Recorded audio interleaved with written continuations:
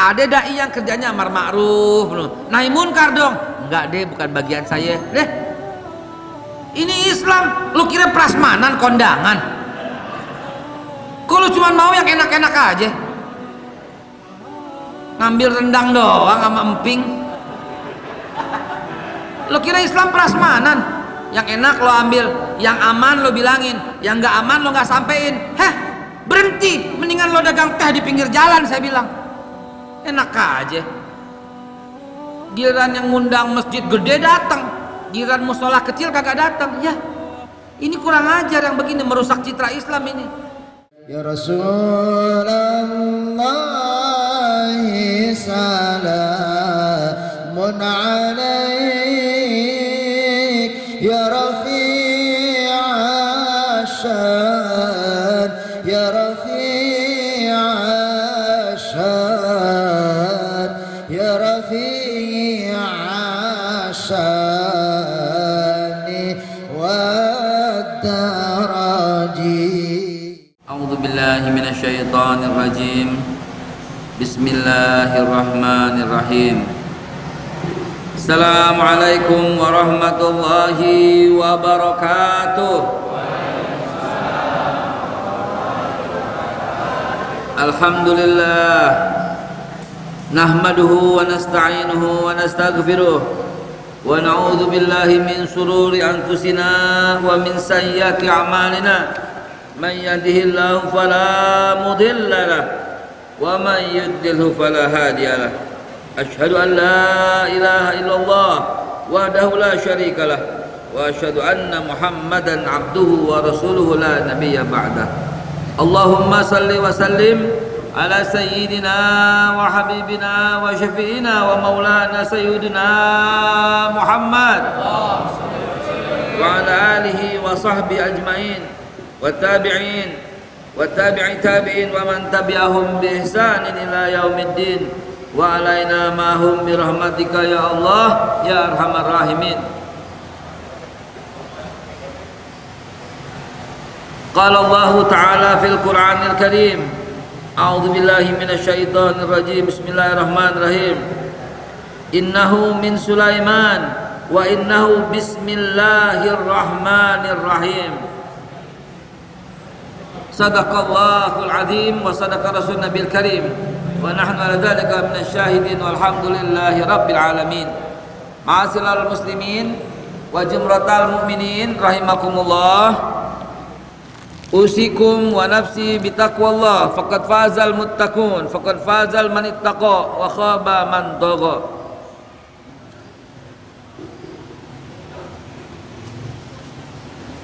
Arti yang barusan Al-Fakir sampaikan, usikum wa nafsi bitaqwallah. Al-Fakir berwasiat, nafsi, diriku ya, dan wayakum bitaqwallah, dengan takwa kepada Allah Subhanahu wa taala. Faqad faza man ittaqa, pasti beruntung, pakai fi'il madhi, maka sungguh telah, pasti berarti beruntung. Faqad fazal man ittaqa, siapa yang bertakwa. Wa khaba, bakal celaka, man tagha, lawan daripada takwa, yaitu berlebih-lebihan atau bersewenang-wenang atau melampaui batas. Togo, togut orangnya. Hadirin, senantiasa diungkapkan di awal pengajian, selalu demikian. Orang yang takwa itu salah satu cirinya kalau ketemu orang pasti membahagiakan, pasti menyelamatkan. Itu cirinya. Gak mungkin orang bertakwa meresahkan, gak mungkin. Cirikan aja, antum ketemu dengan si A, lalu antum resah. Antum ketemu dengan si B, lalu antum gelisah. Perhatikan, kalau kita bertemu dengan orang takwa, pasti kita gembira, pasti kita girang, minimal kita senyum ketemu dengan takwa. Maka dari itu pesannya adalah gembirakanlah hati orang kalau ketemu. Gembirakan hati orang. senyum dan buat orang lain tersenyum. Pantang kita pisah sama orang kalau orang itu belum senyum sama kita. Pantang kita pisah sama orang kalau orang itu belum bahagia dari kita. Pantang kita pisah sama orang kalaupun kita nggak bisa memberikan sesuatu, minimal kita mendoakan, minimal kita salam, minimal kita doain, minimal kita ucapkan sambil peluk, assalamualaikum warahmatullahi wabarakatuh. Minimal seperti itu. Karena orang takwa pasti menggembirakan orang di depannya. Orang takwa pasti ketemu lalu girang, begitu. Hadirin yang dimuliakan Allah Subhanahu wa taala, ya itu salah satu di antara sekian lain banyak. Ini cuma Al-Fakir sampaikan hanya poin-poinnya saja. Hari ini kita lanjutkan kaji kita tentang sejarah, apalagi kalau bukan ini. Hari ini bab 1 menjelang berakhir. Pertemuan pertama, pertemuan udah keempat kali tapi masih bab 1. Berarti bab 1 ini 4 kali pertemuan. Hari ini selesai cerita Nabi Ibrahim, Nabi Ismail dan Nabi Ishak, masuk kepada Nabi Yakub dengan 12 anaknya, masuk kepada Nabi Yusuf, lalu kemudian sampai ke Nabi Sulaiman alaihissalatu wassalam. Karena bab 1 akhirnya adalah Islam di zaman Nabi Ibrahim sampai dengan lahirnya agama Yahudi. Ya, ini anak-anak mujahidin nggak boleh ngomong yang pertama membawa Islam Nabi Muhammad, nggak boleh. Itu korban salah baca sejarah. Karena Nabi Adam pun membawa agama Islam, Nabi Nuh membawa agama Islam. Jadi bukan Nabi Muhammad yang pertama kali membawa agama Islam, bukan. Masing-masing Nabi Allah berikan kitab, masing-masing Nabi Allah berikan suhuf, masing-masing Nabi Allah berikan petunjuk hidayah. Masing-masing Nabi didatangi oleh malaikat Jibril yang mengangkat kenabiannya, dan masing-masing semua Nabi membawa agama Islam. La nufarriqu baina ahadim min rusulih. Enggak ada Allah beda-bedakan antara yang satu dan yang lain, enggak ada Allah beda-bedakan. Semuanya sesuai dengan waktunya. Ya, berapa banyak ayat Al-Qur'an yang menceritakan demikian. Di antaranya misalnya Ali Imran 44, "Qul katakan amanna, aku beriman ya Allah, ma unzila ilaina, apa yang diturunkan kepada kami yaitu Nabi Muhammad, wa ma unzila ila Ibrahim, dan apa yang diturunkan kepada Ibrahim, wa Ismail, dan Ismail juga diturunkan sesuatu, wa Ishak, dan Ishak juga diturunkan sesuatu, pasti. Wa ma unzila ala Ibrahim wa Ismail wa Ishak wa Yakub juga diturunkan sesuatu, wal asbat, dan anak cucunya. Wa ma utiya Musa, dan kepada Nabi Musa juga dikasih, wa Isa juga dikasih, wan nabiyyuna min rabbihim, dan semua nabi dari Tuhan mereka. Apa kata Allah kemudian? La nufarriqu baina ahadim min rusulih. Enggak ada Allah beda-bedain satu pun di antara mereka, enggak ada. Dan semuanya mereka berkata, wa nahnu lahu muslimun. Ayat 84 ini bilang apa? Wa may yabtaghi ghairal islami dinan, dan siapapun yang mencari agama selain Islam, fala yuqbala minhu wa fil akhirati minal khasirin. Enggak bakal diterima oleh Allah. Enggak bakal diterima. Ya. Kalau ada orang yang bilang semua sama aja, orang yang ngomong gitu besok mendingan keluar dari agama Islam, masuk agama lain aja, kan sama aja. Begitu logikanya. Loh, kan sama. Udah Bu, Pak, keluar aja daripada ngerecokin, gitu aja bilangin. Suruh dia masuk ke tempat yang lain kalau dia mau. Buktinya dia nggak mau. Maka jangan suka memutarbalikkan. Kesian kalau umpamanya anak-anak kita yang kurang akidahnya mendengar, akibat mendengarnya itu sama aja dok, sama aja nggak apa-apa, nggak boleh saudara. Sampai kiamat juga nggak boleh dibilang sama aja, nggak bisa. Karena inna dina indallahil Islam, jelas seperti itu saudara. Jangan pakai tanda ngaling-ngaling kalau urusan tauhid. Jangan pakai abu-abu, Ya, Ustadz Khalid Basalamah bercerita kepada Al-Fakir, ya, beliau sedang keburu-buru, akhirnya beliau ikut sholat di masjid di daerah Ciputat. Yang beri khutbah Jumat itu profesor doktor.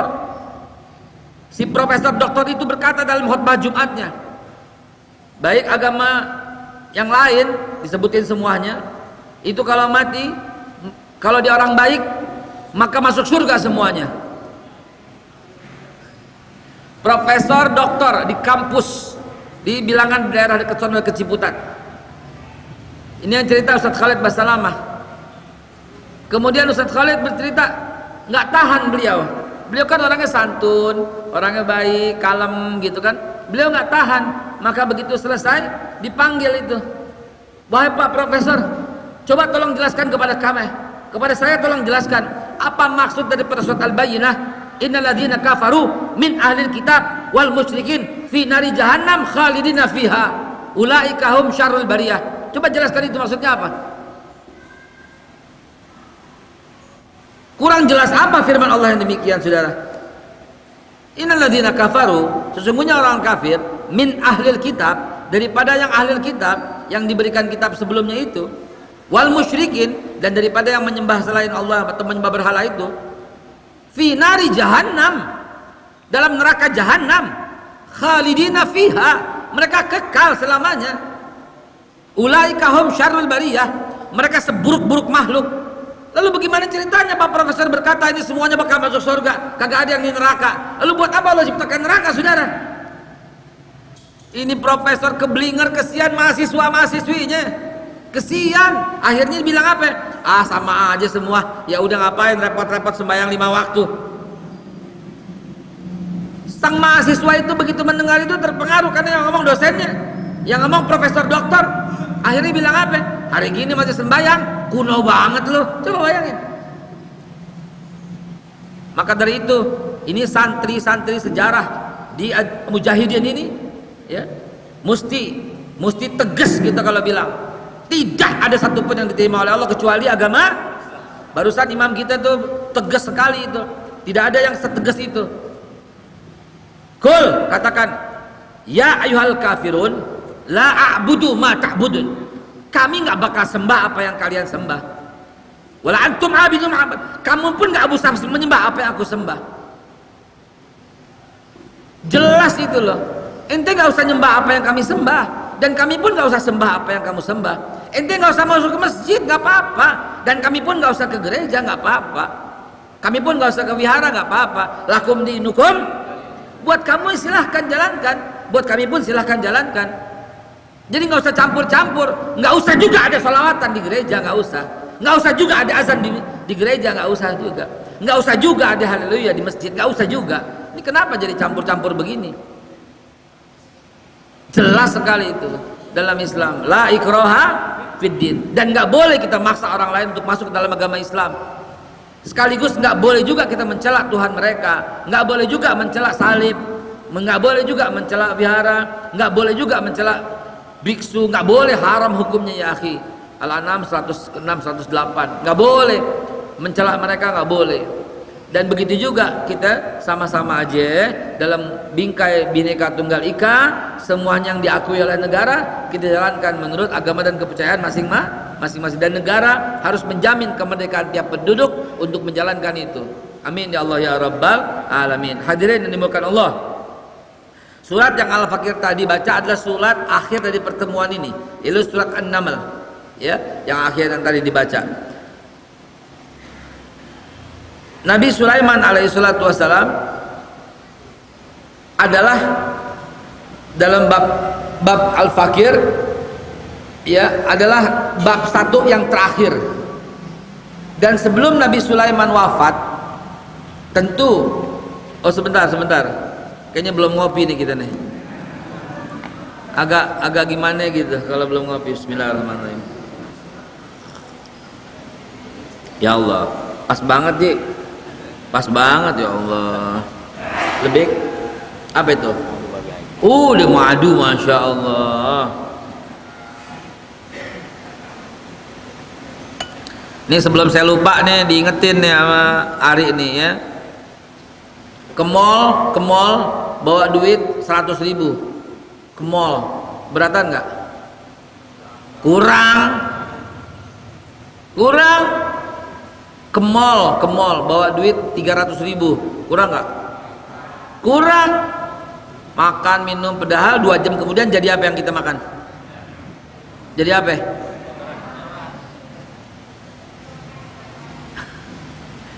Tapi ke masjid nggak bawa duit. Ini orang mau masuk surga tapi ke masjid nggak bawa duit, bagaimana ceritanya sih? Pelit banget gitu loh. Innalillahi wa inna raji'un. Pelit. Naudzubillah orang yang kayak begitu. Ke masjid bawa duit yang banyak. Ada apa-apa beli. Ada kotak masuk. Gitu dong. Ada yang susah-susah kira-kira support. Gitu dong. Ada yang bergerak di jalan dakwah, bekelin. Begitu bagaimana sih? Mesti diajarin aja. Percuma kita. Ya, kenapa? Percuma benar-benar. Kenapa? Apalagi ada anak yatim, ada orang fuqara, masakin yang kita nggak peduli. Ini orang pendusta loh, kata Allah Subhanahu wa taala dalam Al-Qur'an. Ara'aital ladzi yukadzibu biddin. Tahu nggak? Pendusta agama itu tahu nggak? Itu pendusta agama tuh. Bohong gitu loh. Tapi dia sholatnya aja bikin celaka. Fawailul lil musallin. Sholatnya aja bikin celaka. Kenapa? Pelit. Ara'aital ladzi yukadzibu biddin fadzalikal ladzi yad'ul yatim wa la yahuddu ala ta'amil miskin. Tapi dia salat fawailul lil musallin. Celaka, berapa salat celaka karena salatnya riya gitu loh ujungnya. Kenapa salatnya riya? Karena pelit. Kenapa pelit? Setan menguasai orang yang pelit. Dan ketika setan menguasai orang yang pelit, nggak bisa ikhlas, jadi riya. Kenapa? Karena dikuasai setan.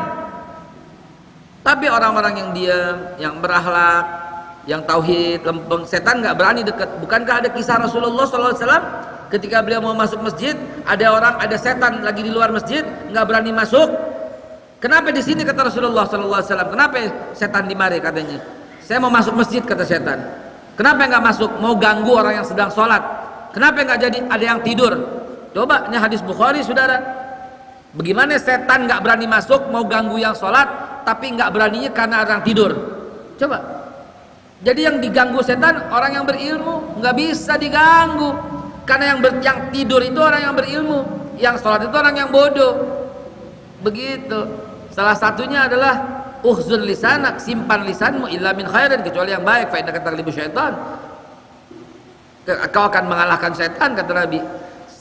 Orang yang berakhlak tinggi setan nggak bisa dekat. Begitu. Hadirin, kita lanjutin intermezzonya, kepanjangan tadi sampai makan waktu 4 menit lebih, hampir mau 5 menit tadi intermezzonya. Anda minta maaf. Bismillah. Mari kita lanjutkan lagi. Nabi Allah Ibrahim alaihissalatu wassalam selesai. Beliau wafat di usia 179 tahun. Ya, beliau panjang umur. Beliau adalah punya anak Nabi yaitu Ismail dan Ishak.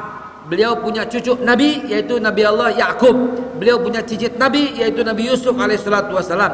Dalam sebuah hadis beliau bersabda, yang sempurna Nabi itu adalah Yusuf kata Rasulullah sallallahu alaihi wasallam, karena beliau anak seorang Nabi, cucu seorang Nabi, dan cicit seorang Nabi.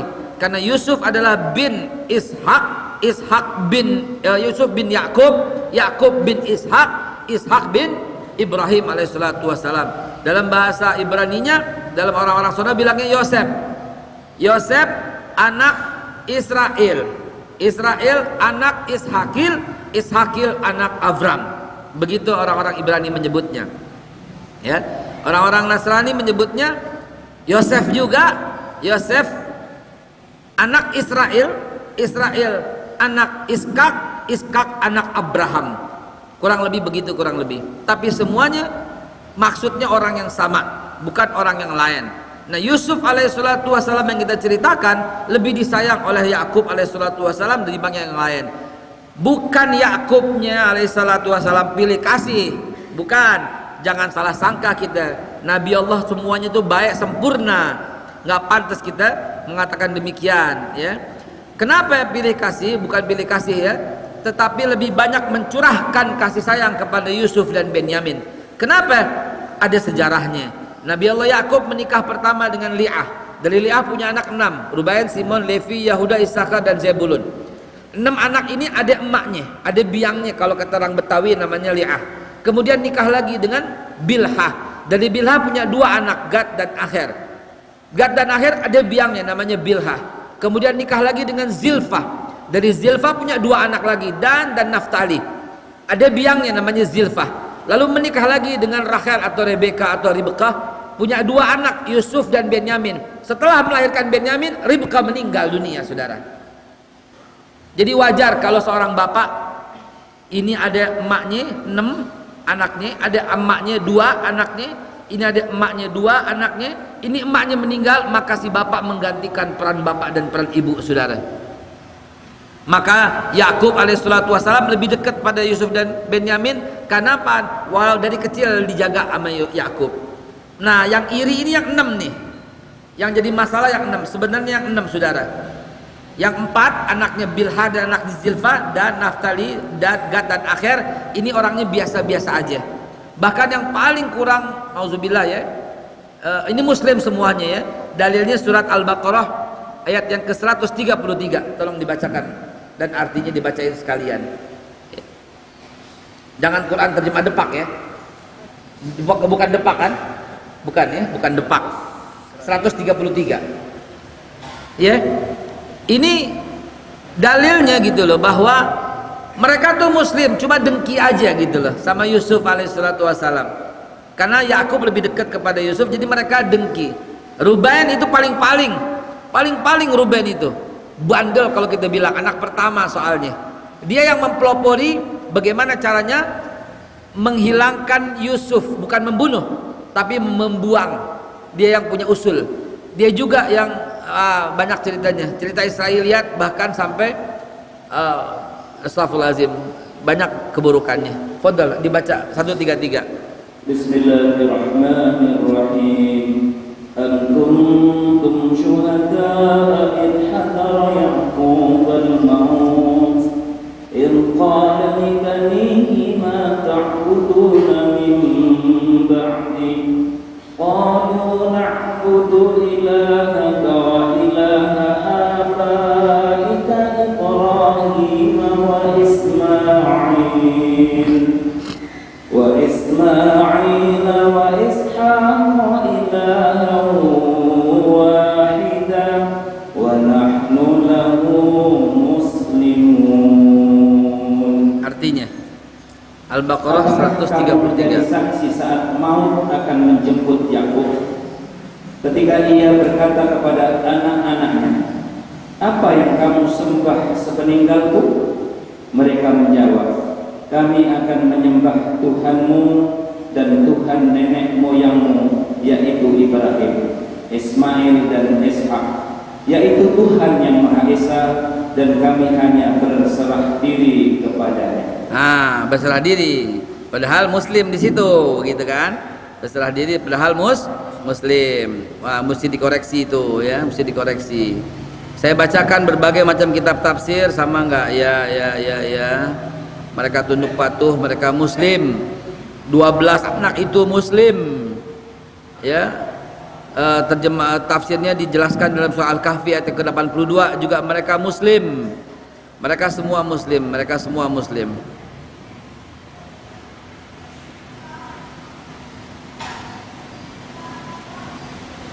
La haula wala quwwata illa billahil aliyyil azim.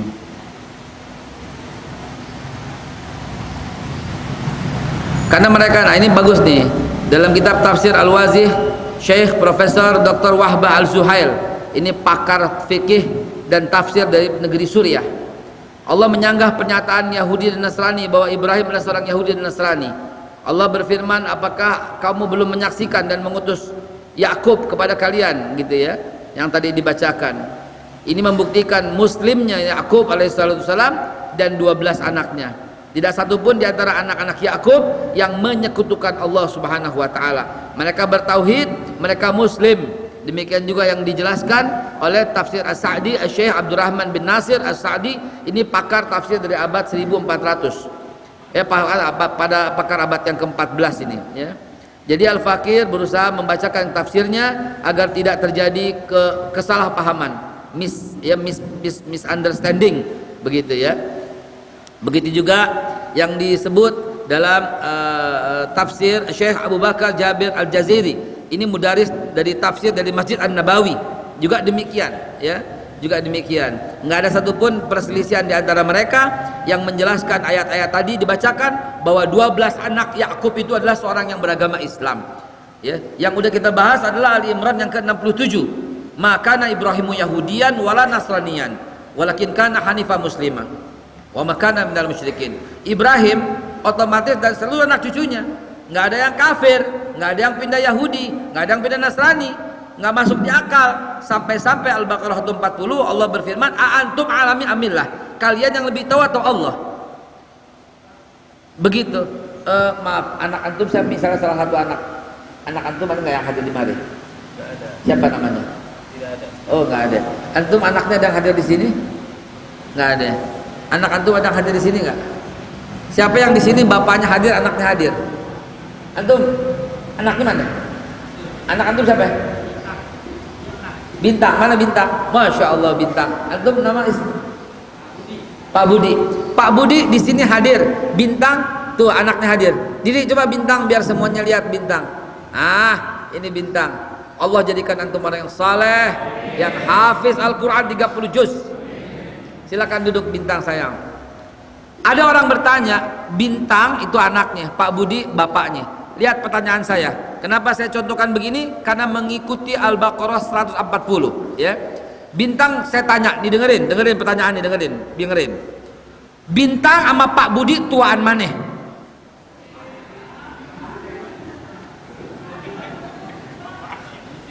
Jawabannya apa?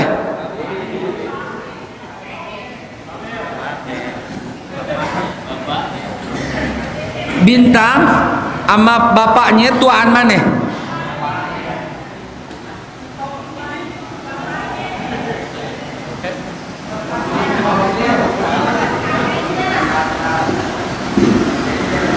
Saya belum dengar jawaban yang tepat. Jawabannya begini, itu yang nanya tolol apa kagak gitu mestinya. Bintang itu yang tadi anak kecil sama bapaknya tuaan mana? Yang nanya error ini katanya. Yang nanya yang error. Masa anak sama bapak ditanya tuaan mana? Betul apa tidak? Nah itu dia pertanyaan itu. Itu dia isyaratnya dari Allah. Antum a'lami amillah. Kalian yang lebih tahu atau Allah? Mereka hidup di zaman yang berbeda. Bagaimana mungkin Ibrahim itu Yahudi? Yahudi itu siapa? Yahuda. Yahuda itu siapa? Keturunan daripada keluarga Yakub yang keberapa? Tahun 930. Sedangkan Ibrahim hidup pada tahun 1978 sebelum Masehi. Ke 930 berapa tahun jaraknya? 1000 tahunan jaraknya gitu loh. Bagaimana mungkin Ibrahim Yahudi? Begitu maksudnya. Ibrahim Nasrani. Apalagi Ibrahim Nasrani? Ibrahim lahir tahun berapa? 1978 sebelum Masehi. Nasrani kapan mulai ada? Nasrani setelah Nabi Allah Isa 300 tahun. Jadi tahun berapa? Tahun 325 Konsili Nisea yang mengangkat Nabi Isa sebagai Tuhan tahun 325. Bagaimana mungkin Ibrahim yang hidup itu 1978 sebelum Masehi itu kok Nasrani? Nasrani kapan mulai ada? Nah begitu ceritanya. Saking bodohnya pernyataan itu. Tuaan mana? Bintang sama Pak Budi. Ya, yang nanya yang salah, saudara. Paham sampai di situ ya? Yang nanya yang salah. Kagak ada perbedaan pendapat bahwa Nabi Isa diangkat sebagai Tuhan. Ini bukan menjelek-jelekan agama orang. Justru ini menjelaskan agama orang. Justru ini menjelaskan. Hati-hati jangan pakai pelintir. Nabi Isa itu diangkat sebagai Tuhan dalam Konsili Nisea, di mana hadir di sana Paulus, hadir Konstantinus, raja yang pada waktu itu berkuasa. Begitu, sebelum tahun 325 nggak ada yang mengatakan itu. Begitu cerita sejarah agama Nasrani. Begitu. Itu pendapat dari siapa? Pendapat dari saudara-saudara kita yang beragama Kristen. Silahkan catat, silahkan diskusi yang baik begitu ya. Ya nggak mungkin jadi Ibrahim Nasrani, mana mungkin? Gitu loh. Isa Nasrani, mana mungkin? 300 tahun setelah Nabi Isa diangkat, atau kata saudara-saudara kita wafat 300 tahun kemudian baru diangkat sebagai Tuhan, setelah orangnya 300 tahun kagak ada gitu loh. Mana mungkin? Mana mungkin Yakub itu seorang Nasrani? Mana mungkin? Nggak, beda tahun gitu. Mana mungkin Ismail, Ishak, Ismail, Ishak, Ishakil, Nasrani, Yahudi? Mana mungkin? Al-Baqarah 132. Wa wassa biha Ibrahim banihi wa Yaqub, dan telah mewasiatkan ucapan itu Ibrahim kepada anak-anaknya dan juga Yakub kepada anak-anaknya yang 12 itu yang tadi kita lagi bahas sebagai penutup bab 1 hari ini. Ya baniya, hei anak-anakku, kata Ibrahim kepada Ismail Ishak. Begitu juga maknanya kata Yakub kepada 12 anaknya. Begitu juga kata Ismail kepada 6 orang anaknya. Begitu juga kepada Ishak kepada 2 orang anaknya. Semua sama. Mengenai Nabi Ishak adanya di surat Al-Anbiya yang ke-21. Mengenai Nabi Ismail adanya dalam surat Maryam ayat yang ke-54 55. Mengenai Nabi Ishak adanya dalam Al-Baqarah 133. Mengenai Nabi Ibrahim adanya Al-Baqarah 132. Nah, itu dia. Apa bunyinya? Sama. Ya baniya, hei anakku, innallaha astafa lakumuddin. Allah telah menentukan agama ini bagi kalian. Fala tamutunna illa wa antum muslimun. Jangan kau mati melainkan dalam keadaan beragama Islam. Karena itulah Yakub memesankan ke-12 anaknya nurut, namun dengki. Akhirnya Yusuf disiasati, dibuang ke sumur, saudara. Nah, ceritanya saya nggak panjangin karena antum udah tahu semua. Ana hanya sampaikan yang masih langka-langka dalam sejarah, begitu. Ya, Ana masih sampaikan yang langka-langka saja dalam sejarah. Antum semua udah paham karena surat Yusuf itu berurutan. Yang Ana sampaikan itu lompat. Memang begitulah sistematika Al-Quran agar kita membuka semuanya. Nabi Yusuf diceritakan berurutan oleh Allah Subhanahu wa taala, mulai Yusuf remaja sampai Yusuf kemudian dibuang, kemudian bajunya dilepetin nama serigala, darah serigala dilepetin, dikenain darah lah begitu, maaf ya orang Betawi bahasanya ancur-ancuran, dilepet-lepetin gitu ya, sehingga ini darahnya Yusuf nih gitu kan, dibawa ke Yakub alaihissalatu wassalam. Yakub menangis sampai buta matanya karena kehilangan Yusuf, anak yang disayang. Dilumuri maaf, dilumuri. Lalu kemudian makanya belum ngopi jadi puyeng begitu.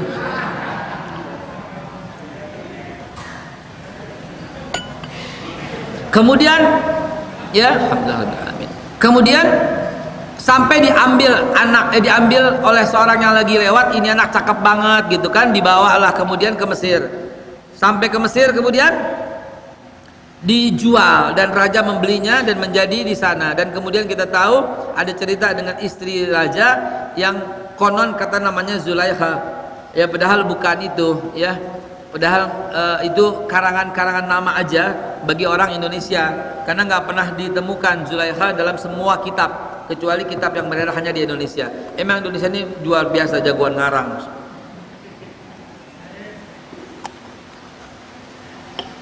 Nggak apa-apa, silahkan boleh kasih nama siapa aja ya. Zulaikha boleh, Romlah boleh.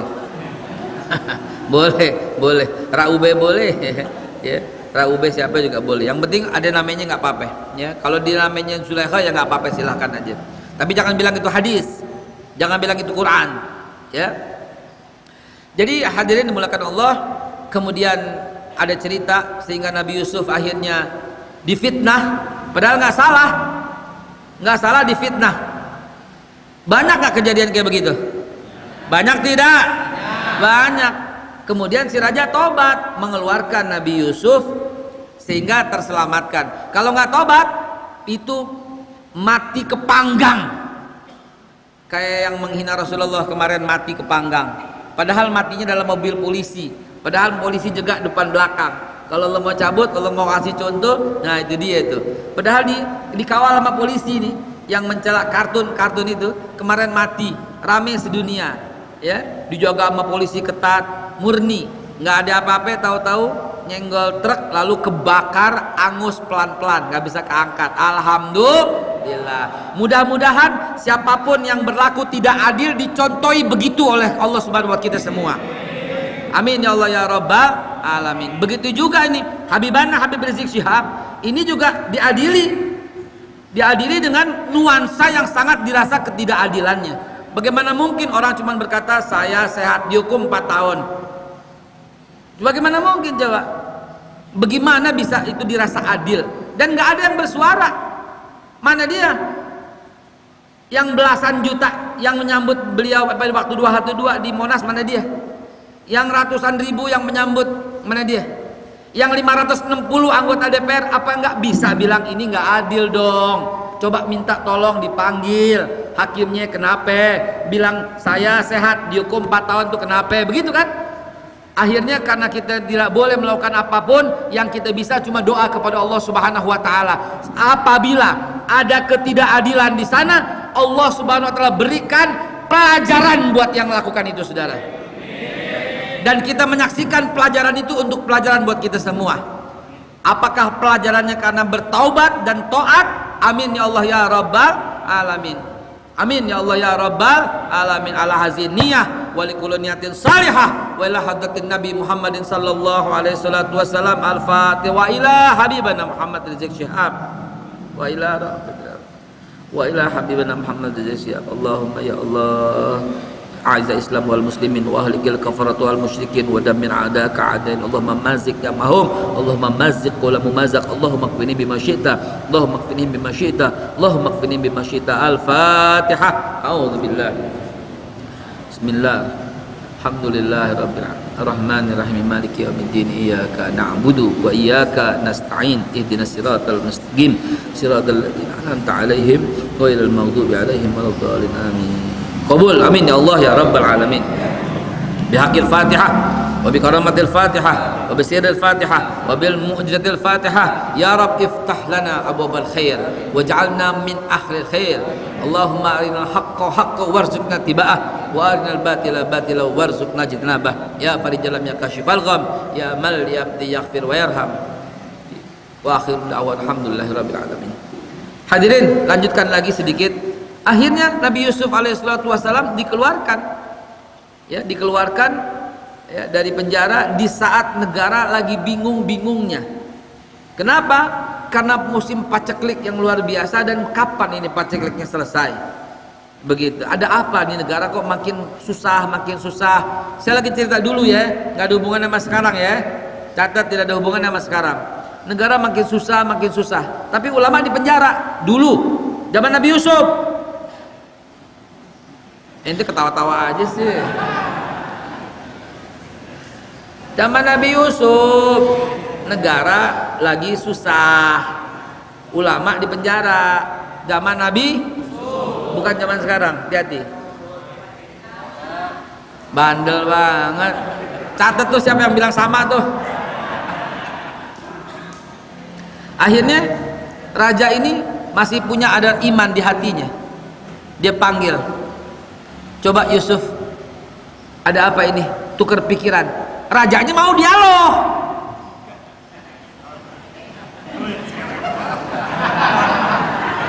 Ini serba salah orang sini nih, bahaya nih muhajirin ini. Ini provokator ini. Anda lagi cerita sejarah, saudara. Jangan diprovokatorin. Dari gaya ketawanya tuh kayaknya kayak provokator banget gitu loh. Rajanya manggil, akhirnya dialog dengan Nabi Allah Yusuf alaihi salatu wassalam. Nabi Yusuf dengan santun memaafkan dan bilang, ini kita mesti nanam, kita mesti hemat, begitu. Kita mesti hemat. Kalau Anda bilang jangan ngutang lagi, nah itu baru zaman sekarang. Itu baru zaman itu, kalau Anda bilang begitu baru. Ini Nabi Yusuf mengatakan, kita mesti hemat. Hati-hati, ada masa 7 tahun ke depan itu kita nggak bisa berpanen-panen dengan gandum. Jadi bagaimana? Buat lumbung mumpung sekarang masih bisa panen, mumpung sekarang masih bisa memetik hasil, mari tanam yang banyak, masukin ke lumbung karena kita bakal paceklik. Begitu kata Yusuf alaihissalatu wassalam.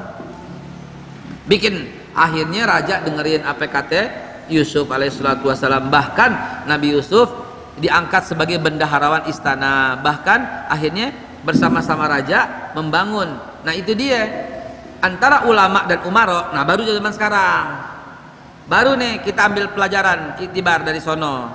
Antara ulama dan umaro mesti kompak. Kalau nggak kompak tunggu hancurnya. Apa contohnya? Dari Nabi Ibrahim alaihissalatu wassalam. Nabi Ibrahim sebagai ulamanya pada zaman itu nggak kompak sama Raja Namrud. Akhirnya Allah binasakan Namrud. Nggak mungkin Allah binasakan ulama, nggak mungkin. Al ulama warasatul anbiya, nggak mungkin Allah binasakan nabi, nggak mungkin, nggak mungkin. Ya, begitu juga pada zaman Nabi Allah Musa dan Fir'aun minggu depan, bulan depan kita bicara itu. Antara Nabi Musa dengan Fir'aun nggak kompak, maka Allah binasakan Fir'aun, Allah selamatkan Musa alaihissalatu wassalam. Begitu setiap nabi, saudara. Begitu. Mundur lagi deh di zaman Nabi Hud, Nabi Saleh. Ini kaumnya ini kurang ajar sama ulamanya, Allah binasakan. Zaman Nabi Lut juga begitu, kurang ajar sama Nabi Lut, Allah binasakan. Begitu. Ini pelajaran buat kita semua, saudara. Iktibar buat kita ambil. Nah, zaman Nabi Yusuf awalnya kurang ajar, akhirnya kena paceklik, buru-buru tobat. Buru-buru tobat, akhirnya kompak, maka nggak jadi. Maka Allah kuatkan itu bangsa Mesir. Kalau Anda lanjutin lagi sampai zaman Nabi Daud, ya, Tolutnya itu nggak kurang ajar sama Nabi Daud. Bahkan menyerahkan kekuasaan Raja Tolut kepada Nabi Daud. Maka hebat negaranya. Apalagi pada zaman Nabi Sulaiman, ulamanya dia, rajanya dia. Betul nggak Nabi Sulaiman? Begitu nggak Nabi Daud? Nabinya dia, pemimpinnya dia juga. Itulah sehebat-hebatnya zaman Nabi Sulaiman, gitu kan. Nah, kalau keburu hari ini, kalau nggak keburu kita lanjut bulan depan. Begitulah pelajaran yang dari kita ambil. Yusuf alaihissalatu wassalam akhirnya bermitra, berbaik-baik bersama raja, dan kemudian membangun masyarakat di Mesir. Azan. Azan dulu. Lanjut. Keputusan dari DKM, Anda lanjut apa enggak? Lanjut. Lanjutin lagi, tanggung ya. Hadirin yang dimuliakan Allah Subhanahu wa taala, maka akhirnya dalam kisah ini kita banyak sekali mengambil iktibar ya. Oh iya, Anda bawa oleh-oleh sebenarnya, cuman nggak bawa, cuman satu ya. Ya udah deh, ada bulan depan aja deh. Padahal ini kitab tafsir yang paling lengkap dari semua kitab tafsir.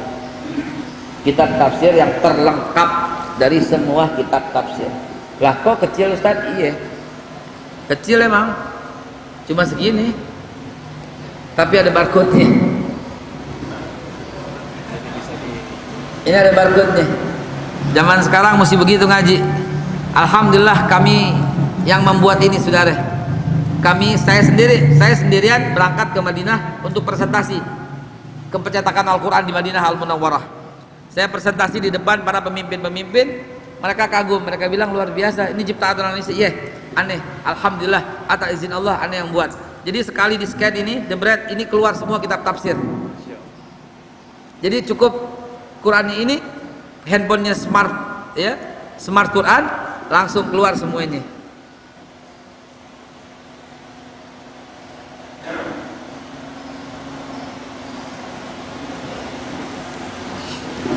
Ya, nah, baik, nanti kita jelasin bagaimana buat oleh-oleh yang ada di mari. Ya, hadirin yang dimuliakan Allah Subhanahu Wa Taala. Akhirnya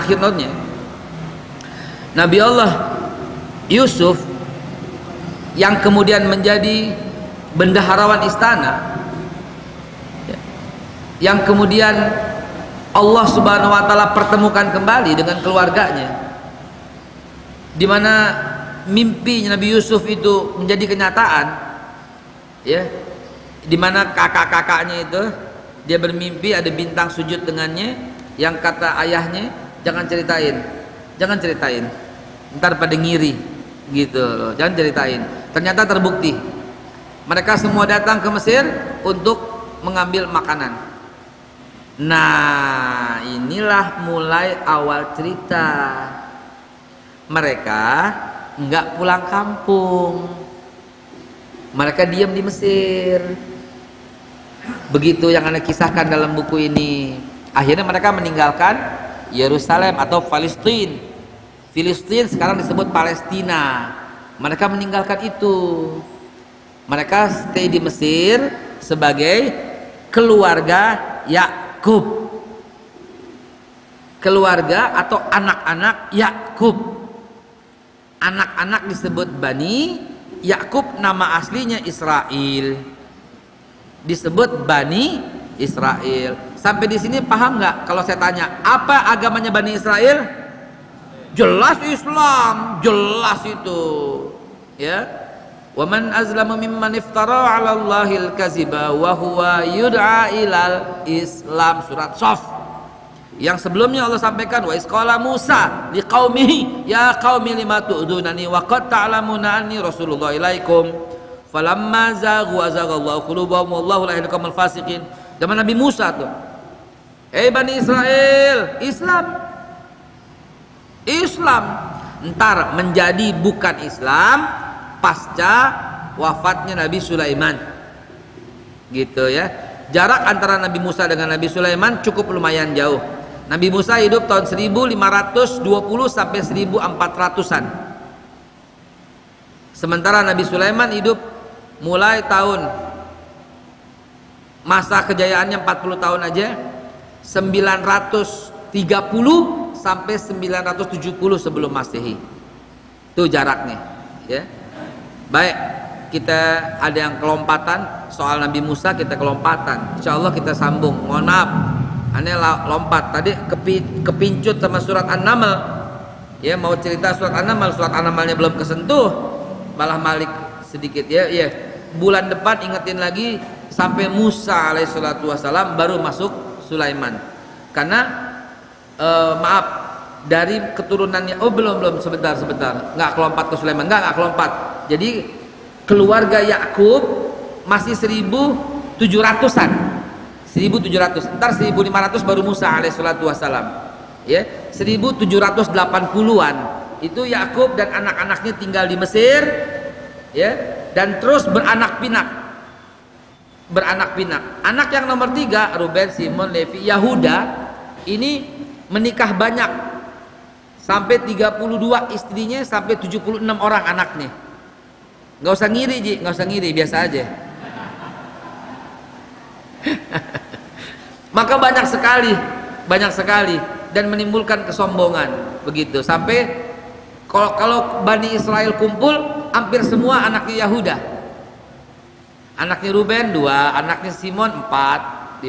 Anaknya Lewi, nah yang jadi Nabi Musa anaknya Lewi. Anak yang ketiga, Levi punya anak Amr punya anak Kohit punya anak Imron punya anak Musa alaihissalam. Makanya Musa disebut Musa bin Imron, begitu ya. Itu anak yang ketiga. Itu bulan depan kita kupas lagi biar kita paham. Ternyata mereka beranak pinak sampai banyak di Mesir. Fir'aun ketakutan, wah ntar makin banyak populasi Bani Israel, gue bagaimana akhirnya dibikinlah undang-undang untuk menghalalkan membunuh orang Bani Israel. Caranya gimana? Pura-pura mimpi sehingga dipanggil, maka sekutunya itu bilang, ini anak yang lahir dari Bani Israel mesti dibunuh nih, kalau enggak. Nah, jadi bikin undang-undang dulu untuk melegitimasi pembunuhan terhadap anak-anak Bani Israel. Nabi Musa diselamatkan oleh Allah melalui yang di mana? Yang dianyutin di kali. Begitu. Ceritanya bulan depan insya Allah, karena sekarang udah masuk waktu Isya. Tadi amanat daripada DKM, ya, kita menunjukkan, coba jangan sampai kita semua orang celaka. Coba tunjukkan bagaimana ceritanya. Mau di ituin ya Allah. Kita bersalawat kepada Allah, Rasulullah. Salawatnya kita tujukan kepada apa? Supaya orang zalim berhuru-hara dengan orang zalim sendiri. Itu salawat yang dibuat oleh ulama-ulama kita zaman dulu untuk orang-orang zalim di zaman Belanda dan para demang-demang yang membela Belanda. Bunyi salawatnya indah banget. Allahumma salli ala sayyidina Muhammad wa ashghili zalimin bizzalimin. Lagi Allahumma salli ala sayyidina Muhammad wa ashghili zalimin bizzalimin wa akhrijna min bainihim salimin wa ala alihi wa sahbihi ajma'in. Ikutin yang semangat, yang cepat. Allahumma sholli ala sayyidina Muhammad wa asghili zalimin bizzalimin. Allahumma sholli ala sayyidina Muhammad wa asghili zalimin bizzalimin wa akhrijna min bainihim salimin wa ala alihi wa sahbihi ajma'in. Sekali lagi, Allahumma sholli ala sayyidina Muhammad wa asghili zalimin bizzalimin. Allahumma sholli ala sayyidina Muhammad wa asghili zalimin bizzalimin wa akhrijna min bainihim salimin wa ala alihi wa sahbihi ajma'in. Sallu ala Nabi Muhammad. Saya persilahkan kepada moderator, barangkali ada yang mau ditanyakan, tafadhol silahkan. Jamaah silakan yang ingin bertanya. Nahnu ulu quwwatin wa ulu ba'sin sadid.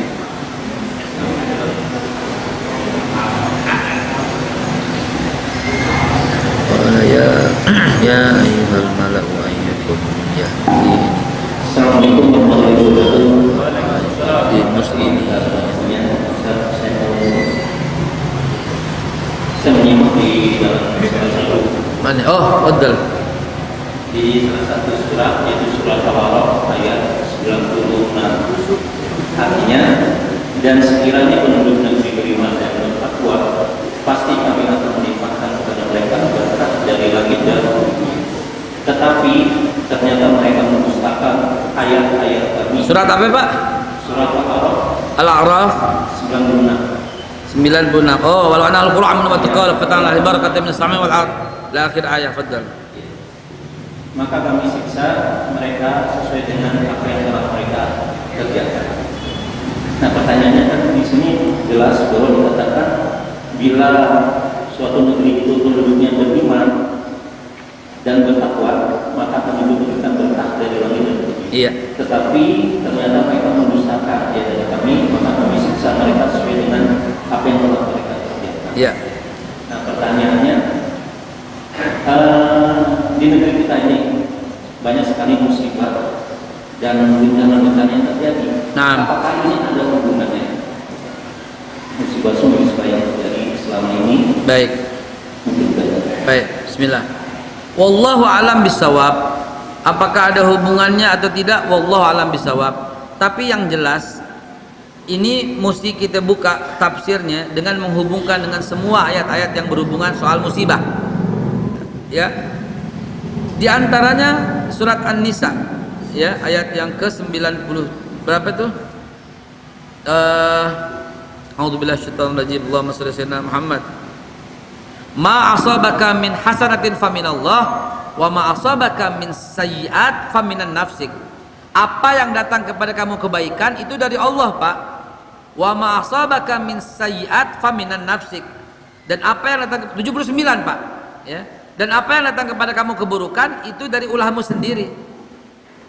Jadi ayat ini mesti kita hubungkan dengan ayat itu. Apa yang datang kepada keburukan itu minan nafsik, atau dalam surat yang lain yang populer tuh, yang kita udah sama-sama hafal, ya, Zuharal fasadi fil barri wal bahri bima kasabat aydin nas. Telah tampak kerusakan, bencana alam termasuk kerusakan, hutan yang gundul termasuk kerusakan, banjir bandang di mana termasuk kerusakan, bima kasabat aydin nas, karena ulah tangan manusia. Manusialah yang mengotori. Adapun ayat ini Allah Subhanahu wa taala hanyalah menjadi penyebabnya manusia tapi memang Allah yang bukan sebagai penyebab tanpa musabab. Allah tidak pernah berlaku zalim karena Allah yuridu bikumul yusra. Allah menghendaki kemudahan, wala yuridu bikumul usra. Allah nggak pernah menghendaki kesukaran. Lah itu bencana alam bagaimana? Itu kan qadarullah, takdir Allah. Karena apa? Bima kasabat aydin nas, karena ulah tangan kalian. Begitu. Karena apa? Ma asabaka min hasanatin fa min Allah. Apa yang datang kepadamu kebaikan, adapun yang sekarang terjadi, apakah karena kezaliman? Bisa jadi. Namun pertanyaannya dijawab oleh Rasulullah atas pertanyaan Siti Aisyah radhiyallahu anha. Ketika ayat yang barusan Bapak bacakan itu, Siti Aisyah bertanya, bagaimana dengan orang soleh? Allah binasakan juga, nanti Allah bangkitkan sesuai dengan amalnya. Masalahnya adalah kalau ada ketidakadilan, apakah kita diam? Nah, yang diam itu juga merupakan bagian daripada dosa. Ingat, ayat tadi kita tafsirkan dengan hadis Nabi yang berbunyi, "Idza zaharatil ma'asi fi ummati ammahumullahu bi'azabin min indih." Apabila maksiat berkembang di kalangan umatku, ammahumullahu bi'azabin min indih, maka azab Allah akan turun secara merata. Jadi azab Allah turun secara merata karena maksiatnya juga udah terlalu banyak. Nah, supaya tidak demikian, jadilah orang yang sebaik-baik. Ingat ceramah dari Ustadz Kiai Haji Zainuddin MZ yang sangat terkenal dan lucu dan populer itu. Yang judi gue, yang zina gue, yang maksiat gue, nggak usah lo repot. Iya mas, katanya, yang judi elu, yang maksiat elu, yang zina elu. Tapi kalau azab turun yang kena kita semua, bukan lu doang, monyong, begitu kan ya. Nah itu ceramah Kiai Zainuddin MZ sangat mengena, dan betul apa yang disampaikan, bukan dalam bahasa yang lucu dan kocak, padahal itu ayat semua, hadis semua. Apa yang dibacakan oleh beliau itu hadis. Apabila maksiat berkembang di kalangan umatku, maka azab Allah akan turun secara merata. Baik yang soleh kena maupun yang nggak soleh kena. Galunggung, kita pernah kena kejadian. Pesantren-pesantren habis kegulung pak. Santri-santri banyak yang wafat pak. Dan Allah bangkitkan sesuai dengan amal ibadahnya. Mereka berkontribusi nggak? Kuntum khairu ummah nggak? Ukhrijat linas ta'muruna bil ma'ruf wa tanhauna 'anil munkar nggak? Dai juga begitu. Ada dai yang kerjanya amar ma'ruf, nahi munkar dong. Enggak deh, bukan bagian saya. Deh, ini Islam, lu kira prasmanan kondangan? Kok lu cuma mau yang enak-enak aja? Ngambil rendang doang sama emping. Lu kira Islam prasmanan? Yang enak lo ambil, yang aman lo bilangin, yang nggak aman lo nggak sampein. Heh, berhenti, mendingan lo dagang teh di pinggir jalan, saya bilang. Enak aja. Giliran yang ngundang masjid gede datang, giliran musola kecil kagak datang. Ya, ini kurang ajar yang begini, merusak citra Islam ini. Kita ceramah yang menyejukkan aja. Mendingan lo praktek wudhu kalau begitu. Bener apa kagak? Praktek wudhu aja, siram-siramin jadi sejuk. Dakwah memang mesti begitu. Yang haknya sampein. Kalau ada yang kupingnya panas, kalau ada ngomong Habib Rizik, kuping lo yang salah dong. Jangan panas kalau ada ngomong kayak begitu. Kita menyampaikan yang hak, ya. Namun kita mengajak umat, mendidik umat, ya, harus taat kepada pemerintah. Iya harus, atiullah wa atiur rasul wa ulil amri minkum. Tapi misalnya dianggap ini kan nggak adil, ya kita cuma bisa sabar dan berdoa. Itu yang Anda yakinin. Dalam akidah Ahlus Sunnah wal Jamaah nggak bener ente bughat atau khurut, nggak bener gitu loh.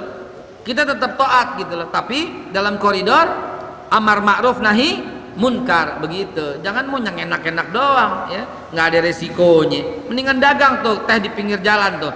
Mendingan jadi apa itu yang minum jus tapi itu pinggir jalan, apa namanya, anak kecil tuh kalau minum apa, dagang apa pinggir jalan. Apa pas tuh gak ada resikonya deh tuh. Lu dagang deh gitu begitu. Enak aja. Udah wah kok maunya yang enak-enak aja. Alhamdulillah kita kemarin sampai ke Pulau Karimata 12 jam kita naik perahu. Masya Allah, luar biasa. Dakwah sampai ke pelosok-pelosok, nikmat banget. Begitu ya Ji, kurang lebih ya, agar ada dakwah sampai ke ujung-ujung. Nah ini saudara-saudara kita dari Jamiatul Tabligh, support mereka. Allahu Akbar. Ini saudara, ini jaulahnya ini luar biasa. Mereka khuruj 3 hari dalam 1 bulan. Support, dukung, minimal doain, minimal selawatin. Kenapa? Kita nggak sanggup seperti mereka. Dakwah sampai ke suku anak dalam di Jambi, dakwah sampai ke Baduy, dakwah sampai ke pedalaman Papua. Kita nggak sanggup karena waktu, karena undangan, sampai terus kita nggak sanggup. Nah, mereka ini menggugurkan kewajiban kita untuk berdakwah kepada orang-orang di pedalaman. Kita nggak dakwah tuh kepada orang-orang yang di night club, yang di pinggir jalan, yang judi. Mereka sanggup, mereka keras dakwahnya dengan iman dan amal soleh, iman dan amal soleh, hanya cerita iman dan amal soleh. Nah, yang kayak begitu ini kita support, kita dukung. Insya Allah, amin ya Allah. Begitu kurang lebih ya Pak ya. Insya Allah.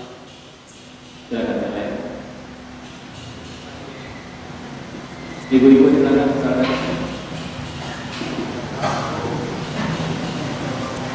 Amma ja'akila qala ka'annahu utina ilma wa kunna. Ada lagi yang bertanya, silakan. Mumpung beliau masih ada di sini, kalau sudah pulang sampai di rumah beda lagi pertanyaan.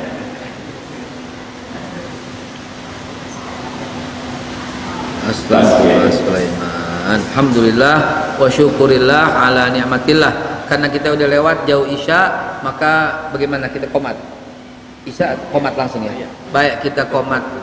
Akhir kalam, mudah-mudahan Allah berikan pemahaman buat kita. Kita tutup dengan kifaratul majlis. Subhanallah bihamdihi subhanahu bihamdika asyhadu alla ilaha illa anta astaghfiruka wa atubu ilaih. Billahi taufiq wal hidayah. Walakum minkum wallahu muwaffiq ila aqwamit thoriq. Billahi taufiq wal hidayah. Wassalamualaikum warahmatullahi wabarakatuh.